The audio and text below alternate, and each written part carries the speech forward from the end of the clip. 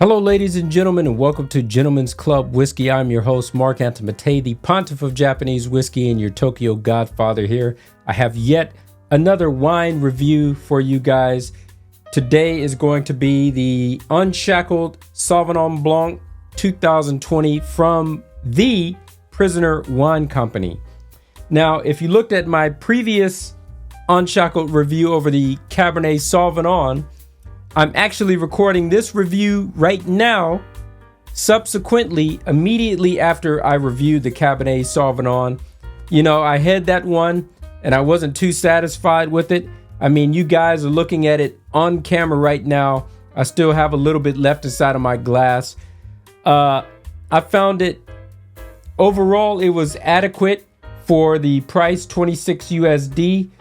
But it was more or less a miss with me because I don't think that it's something that I would steadily buy. I could say that I had it, but it was too light for me. It didn't have enough punch, enough flavor inside of there for me to go back and revisit this one inside the future.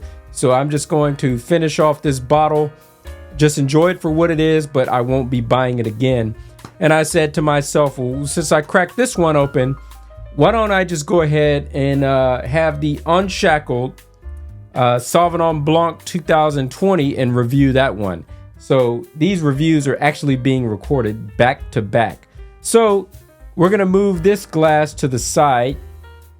And this one, I need to vacuum seal this so you guys can watch me do this on camera. Let's take this cork out from that last review. Let's stick one of these bad boys inside of here. And let's pump all that air out because I'll be drinking this later with dinner. All right, so this one is done. Not that satisfied with it. We move it to the side. Next one up. This is Unshackled Sauvignon Blanc 2020. This one is $20 US. Inside of Japan, I paid 5,000 Japanese yen for this. I would say probably I'm paying more for it than what it is. Haven't had it yet, so I can't necessarily say that with confidence, but that's what I believe. You know, this one was, this other one, this Cabernet Sauv was like 5,000 Japanese yen for me, 26 USD, and that was not worth the price that I had paid for that. So I'm hoping that this one would be better, but I'm not expecting much. So before I talk about this, let me just go ahead and open up the bottle and have my pour so that I can let this aerate just a little bit. I want to let this aerate just a little bit while I'm discussing it, and then I can go ahead and get on to drinking it.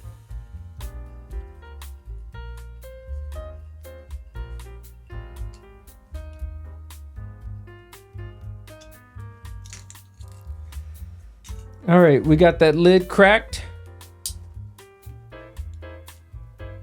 Let's go ahead and open this bad boy up.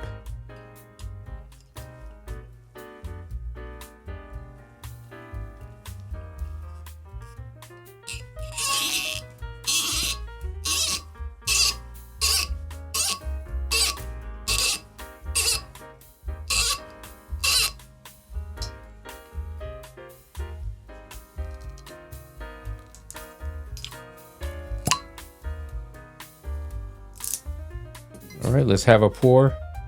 This one is already smelling pretty good for my liking, if I'm being honest with you. I can smell that just from opening it up just a little bit. And we're gonna take this cork out of here.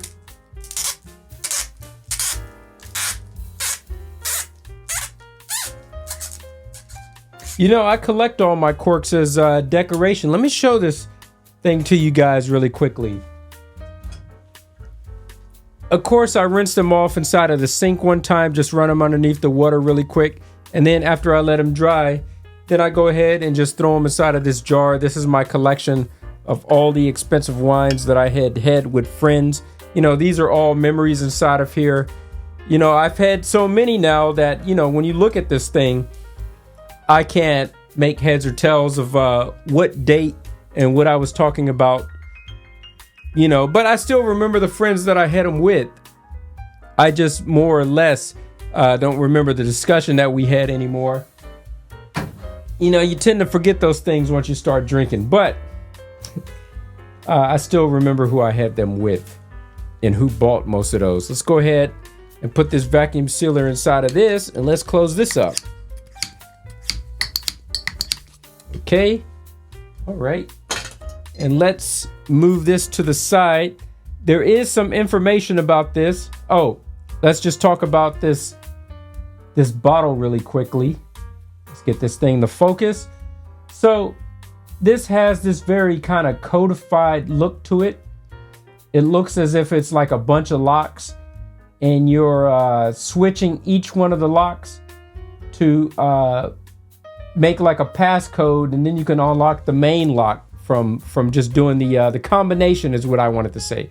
It looks like a bunch of combinations on here, and once you get it all lined up, then you can crack it open, and then you can start stealing stuff out of here. But there's some code on here, and then after the code it says California 2020 Unshackled Sauvignon Blanc inside of the mix of all those different letterings there. All right, so it is a very nice looking label. You can kind of look at a label. This is not 100% true. This is not a fact, but it does seem to ring true for the most part. You can kind of just look at a label, and judging by how good the label is about how good the wine is going to be. And this one is telling me that this is going to be adequate, to say the least. What else do we have here? Let's spin this around just a little bit. Okay, this one is 14.5% alcohol by volume inside of a standard 750 milliliter size bottle. And of course, this is bottled by the Prisoner Wine Company in Oakville, California. If you live here inside of Japan, this is going to be imported to Japan by a very famous company here called Perot. And they do a pretty good job of bringing some good ones over for about as cheap as they could possibly get it, but still a little bit too expensive for my liking. 5,000 Japanese yen for this. I don't know if that's necessarily worth it. If we take it over to prisoner.com, it says the price on this one is, all right, this is for the 2021 version. It's not necessarily the same. The vintages are going to be a little bit different, but looking at the 2021 version, in which they don't have the 2020 version listed up here, it says it has gooseberry, lychee, white flowers on the nose, crisp acidity with soft but rich mouthfeel, ripe pineapple, crisp pear, gooseberry finish. All right, there's a bunch of tasting notes there. This one has not got a proper score tied to it on the website itself. We'll see if a third company, a secondary website, will have ranked this. Well, it looks like from most reviewers that had bought this, 11 reviews on the prisoner.com has given it 4 out of 5 stars. And a third-party website, wine.com, has also given it 4.1 out of 5 stars, which is very good, to say the least. So the Connoisseurs guide gives this a 91. So, it has some pretty decent scores going for it, meaning that it's going to be adequate. You're not going to be pouring this down the sink or anything like that. But yeah. All right. Let's go ahead and get started with this. Ooh, that's a very pungent smell. It smells like some fruit. It smells like a spoiled pineapple, if you ask me. It's a pineapple-esque smell, but that's very strong. I think that pineapple has been sitting out for some weeks. I think it's expired. Oh, man.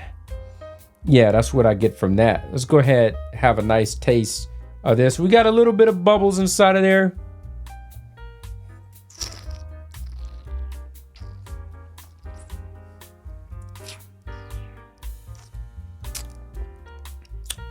a little bit crisp.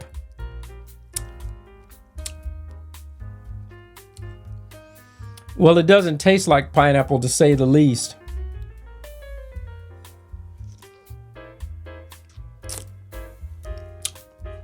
Tropical fruits, melon. This is actually pretty good for what it is, especially if you're paying US prices for this $20. I actually think that's quite exceptional for what it is for a $20 white. And this is definitely a lot better than the red that I just had, the Cabernet Sauvignon. Definitely a lot more flavor and a lot more impact inside of this than what I expected.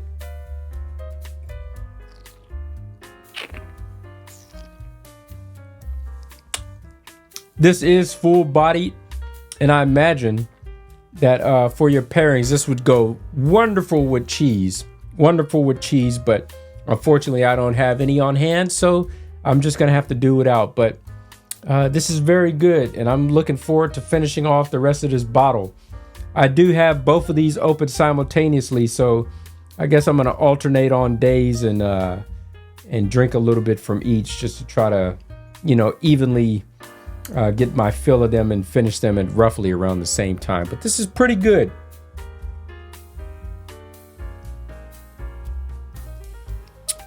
I'm glad that even though it smells like an expired pineapple, it doesn't taste like one. You know, even when I said it kind of has a tropical fruit taste to it, it doesn't really taste like pineapple, even though that's on the nosing, on the aroma there. Pretty good, man. It's pretty good. I like it. I like it a lot. As you guys can see, I finished off my glass there. This is very mid-range in most aspects, with the fact that this is leaning more towards the fruity side than a spicy side of things when it comes to wine. Really good. I'm gonna say that this is worth your $20. Go out to Walmart. That's probably Walmart or Target might be a place that readily has this available on the shelves. If not, your liquor store is going to have it. But I would say give it a shot, man. You'd be very surprised with this. This is pretty good. Anyways, I know how I like to do at the end of these videos. I like to start rambling and going off on a tangent. So this is going to be my place to end this here. I'm just going to say give it a try. All right, guys, salute to you wherever you may be out inside the world. And if you guys are drinking more, make sure that you drink responsibly. And as always, gentlemen, you guys know what to do. Keep it classy. I'm out.